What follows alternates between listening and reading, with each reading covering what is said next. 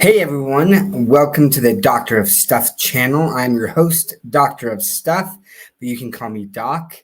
I am a crypto and stock investor with a background in financial analysis. As a disclaimer, I am not a financial advisor. I am not your financial advisor, and no, I am not a real doctor.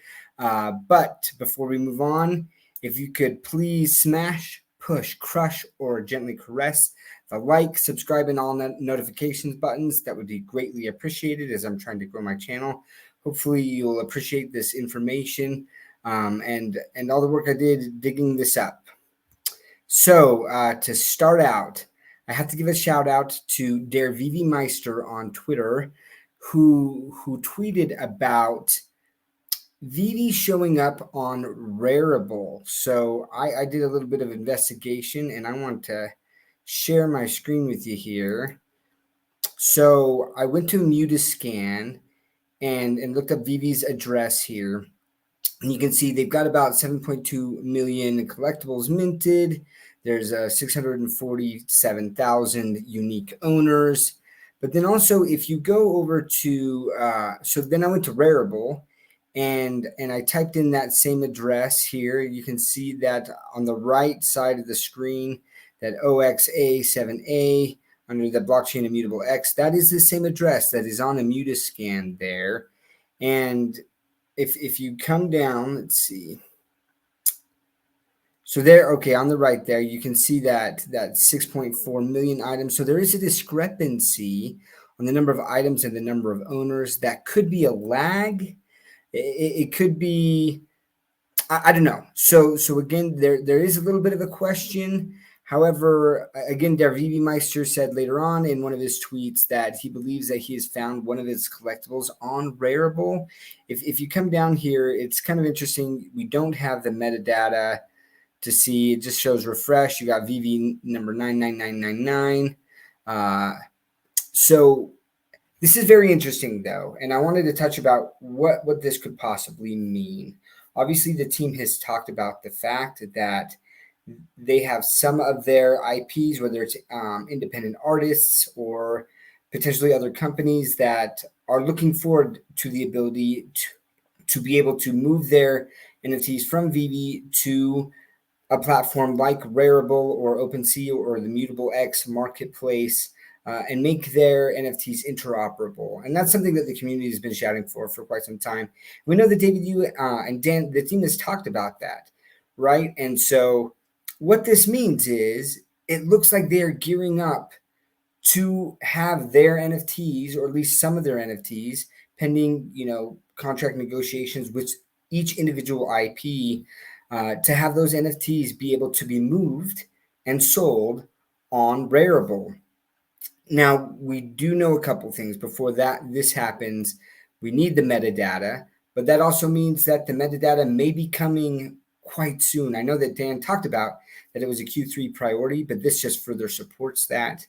On top of that, though, David, you did say that they need to train the community and VeVe users on the transferring of these assets. So one of the wonderful things about VeVe is it's kind of a bridge, right, between mainstream and crypto.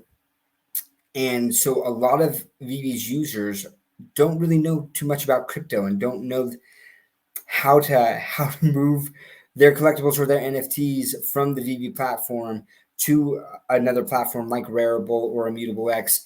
And that is a little bit worrisome, because what could happen is that someone accidentally sends it to the wrong address, and that could be basically burned or lost forever.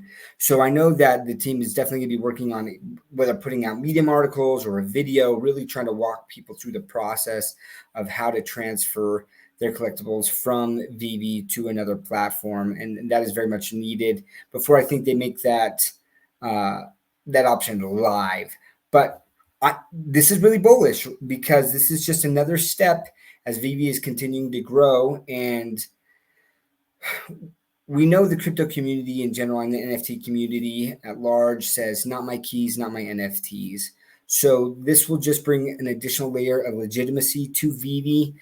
For those who for whatever reason, didn't think that this was going to be coming. Well, this is, again, more proof.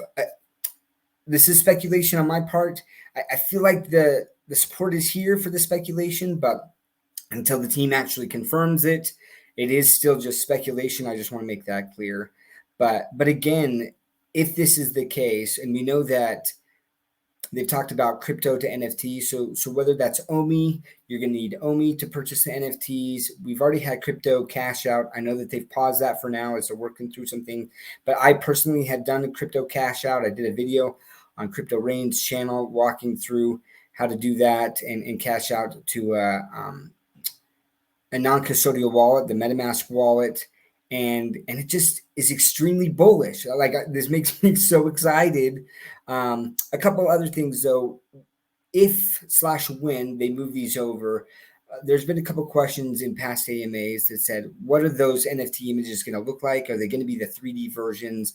And Dan had answered that it's probably going to be more like the 2D versions here. So it will probably be an image like this.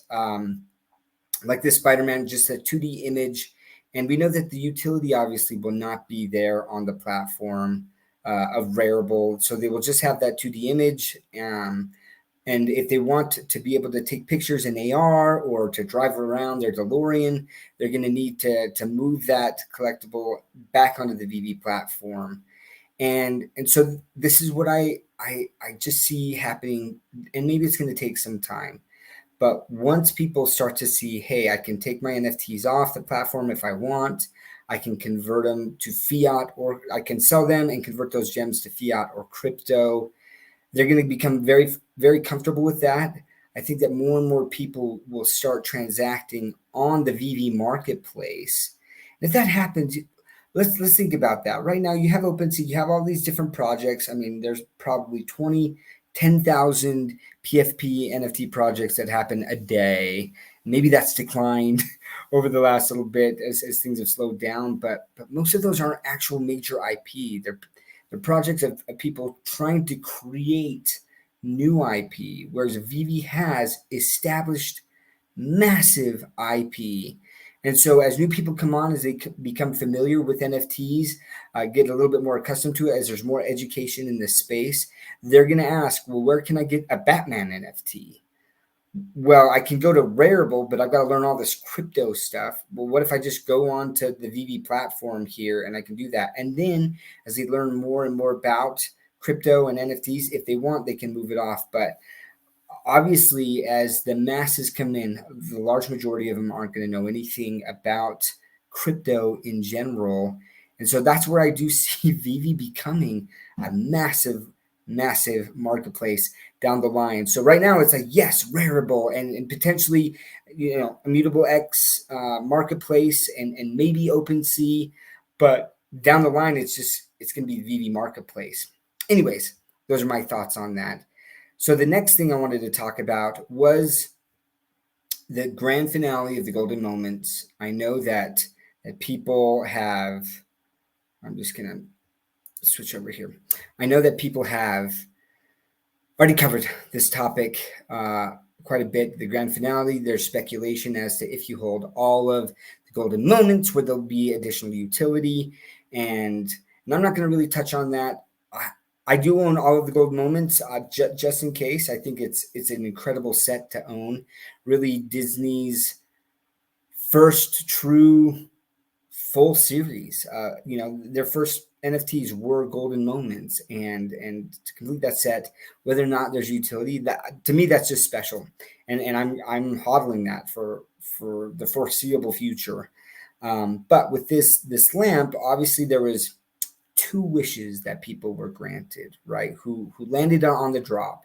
Any user who landed the lamp on the drop, they got the airdrop of the Disney D, and then also they got an email. I just got an email today basically saying that they will be sending me a promo code because I was lucky enough to get it on the drop.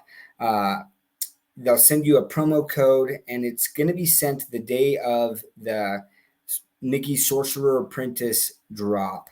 Now there are 10,000 lamps, which means that there are going to be 10,000 promo codes sent out. And I went through the Sorcerer's Apprentice Medium article, and we know that there's 16,000, just over 16,000 Sorcerer's Apprentice. There's an uncommon, an ultra rare, and a secret rare. Now, the unique thing about this Sorcerer's Apprentice drop is that for the first time, we're seeing the animation and the sound effects, not for the secret rare, but actually for the uncommon, the one with the most additions, which has 8,888. So you got about 16,700 Mickey Sorcerer's Apprentice. 10,000 of those are going to be reserved. So that means that just under 7,000 are going to be available on the drop. But giving this promo code and letting them potentially redeem it for up to 7 days after the drop is going to create a very unique situation in which technically I could wait, not go for the drop, which means that I might not. So I'll only have one. Whereas if I go for the drop, there's a chance I could have two. But if I wait, I can see how the collectible is doing in the secondary market. And if in general these are selling for below retail, then I might not be incentivized to actually use my promo code. So I look at this situation and I actually tweeted out to Rev Alex G, and to VeVe and said, hey, what happens to the collectibles that are reserved for those promo codes if the promo codes aren't used within that 7-day time frame? And they haven't gotten back to me. So it would be kind of odd if those that weren't redeemed, I guess they just threw back into the market and all of a sudden the buy now button was available again. That could happen, or it could be they could be burned. So, price point, I think I love kind of speculating as to what I think prices could be, but with this one, it's really going to depend on how many people actually end up using their promo codes. So if a lot of people don't, and then VeVe says, hey, we're going to burn those, that could actually shoot up the price because 16,800 of these collectibles for, again, this is like the 5th edition of a Mickey Mouse on the platform. That's a lot. That's a lot for right now. Now, obviously, in the future, that's going to seem like a drop in the bucket to how many millions of users that we're hoping and projecting that are going to come to the platform over the years. But for right now, and that's what I'm talking about as I'm looking and saying, right now, is it worth it trying to go for it on the drop? I think I'm going to hold off personally, and then and look to see what happens on the drop and what the price point is there, and then see if I need to use that promo code or not. So I hope this video was helpful for you. If you could please, again, hit that like button, the subscribe button, the all notifications buttons. Again, I'd love to grow my channel. Once again, the disclaimer, I am not a financial advisor. This is not financial advice. And I always try to end my videos with Doc's dose of wisdom. And this quote, once again, comes from Warren Buffett. And he says, if you cannot control your emotions, you cannot control your money. So this is just a gentle reminder to everyone. It's pretty easy to get FOMO on certain things. And I've just talked to me included, where I just see a collectible rising in value. And it's like, I've got to buy, even though I've done an analysis and said, realistically, I think that this is where it's going to land. And if I just wait, I think that it'll drop to this price point where I'm comfortable actually purchasing. So those are things just to keep in mind. Please try to do an analysis beforehand of a price point of any collectible that you are really interested in purchasing. And again, do an analysis to make sure that that's a realistic price point, but then try to stick to that and take those emotions out of that. I think that will serve you very well in the long term. Thanks again.